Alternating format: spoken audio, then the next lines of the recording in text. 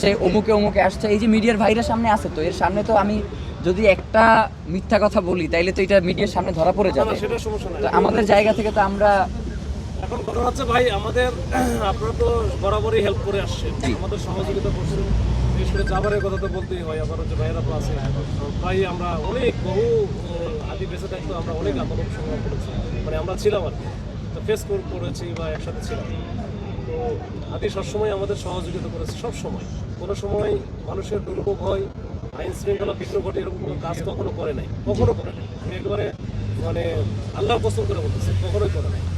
তো এখন যে হয়েছে, সামনে তো আমরা সবাই জানি যে এখন ব্যাপারটা হলো ভাই, নির্বাচন। আমি বলি ভাই, সামনে নির্বাচন, এটা বেশি এক সপ্তাহ নাই ভাই। বিচার সবারই দরকার। আমি হচ্ছে আপনার কথা বলছি, নির্বাচনও দরকার, বিচারও দরকার, বিচারও দরকার, নির্বাচনও দরকার, ঠিক আছে। কিন্তু এটা এমন না যে তাহলে তো সারা বাংলাদেশে মনে করেন এরকম তো অনেকেই, তো যেটা সব মৃত্যুই তো মানে কি দুঃখজনক, বা সব মৃত্যুই কিন্তু আমরা কি করি, মৃত্যু হলে যে যে মারা যায় সে যদি চরম লেভেলের খারাপও হয়, সেটা তো তারপরেও তো সে তাকে আমরা কি খারাপ বলি? কখনোই খারাপ বলি না। আর হাদির মতো একটা লোক তো কোনো সুযোগই নাই।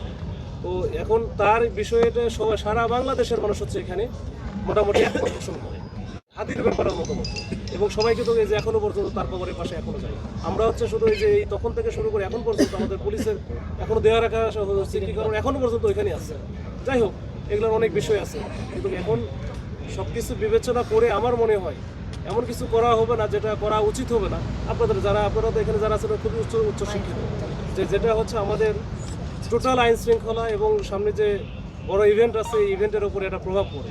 তো এটা কোথায় কি বলছেন আমি জানি না, আমরাও একটু হয়তো বা দেখি, চেষ্টা করি, কথা বলি। ভাই শহীদ ওসমান হাদির হত্যা, যে নির্বাচন কমিশন আর কি, যে বড় ইভেন্টের কথা বললেন, সেই ইলেকশন কমিশনার বলতেছে শহীদ ওসমান হাদি একটি বিচ্ছিন্ন ঘটনা। তো ভাই ভিন্ন বিষয় না, এই যে বড় ইভেন্ট। এবং আপনি আরেকটা কথা বললেন না, যে আইন শৃঙ্খলা পরিস্থিতি সবসময় স্বাভাবিক রাখবার জন্য তিনি তার জীবন পর্যন্ত চেষ্টা করছেন। এখন কোনো কারণে তদন্তের মাধ্যমে যদি বের হয়ে আসে যে আইন শৃঙ্খলা বাহিনীরও হয়তো কেউ কেউ হত্যার সাথে জড়িত, তখন কি আসলে আইন শৃঙ্খলা পরিস্থিতি স্বাভাবিক রাখাটা কি আমাদের দায়িত্ব কিনা?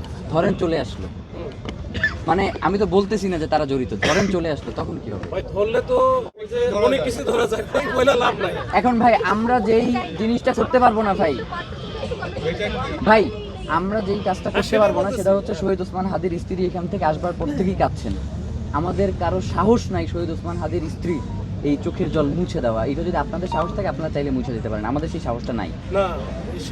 আমাদের সেই সাহস নাই, যার কারণে উনি যতক্ষণ পর্যন্ত এখানে বসে থাকবে ততক্ষণ পর্যন্ত আমরা বসে থাকবো। দায়িত্ব পালন করি এখানে, কিন্তু কেউ হচ্ছে প্রতিপক্ষ না, এটা দায়িত্বের খাতিরে এখানে আসা নাকি।